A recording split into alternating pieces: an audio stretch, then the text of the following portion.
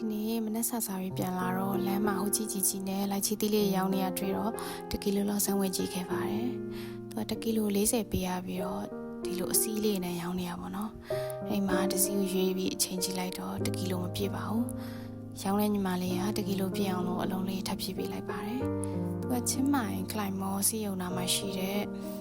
မုတ်ဆိုင်နယ်လေးနာမှာရောင်းနေရဖြစ်ပါတယ်။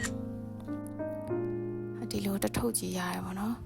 လိုက်ချီသီးလေးတွေကလက်ဆက်ပြီးတော့ပြင်နာစာလည်းမပါပါဘူး။အရောက်တာနဲ့ရေဆေးလိုက်ပြီးတော့ဘယ်နှလုံးလောက်ပါမလဲဆိုပြီးတော့ရေးကြည့်လိုက်ပါတယ်။အလုံး40ကျော်တယ်ပေါ့နော်။1 ကီလို40ဆိုတော့တစ်လုံးကိုတစ်ပတ်နှုံလောက်ပဲကျပါတယ်။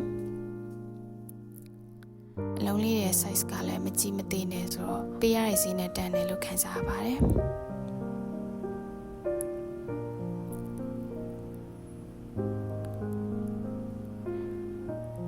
အေးလေးစားခြင်းလို့ရေခဲသားထဲမှာ15မိနစ်လောက်ထည့်ထားလိုက်ပါတယ်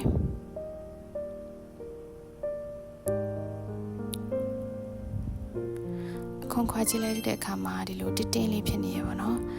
စားကြည့်လိုက်တော့လေသူကအရေးတော်တော်ရွှမ်းပါတယ်ပြီးတော့ချူချင်းအရသာလေးကိုမှအချင်းဘက်ကိုပို့သွားပါတယ်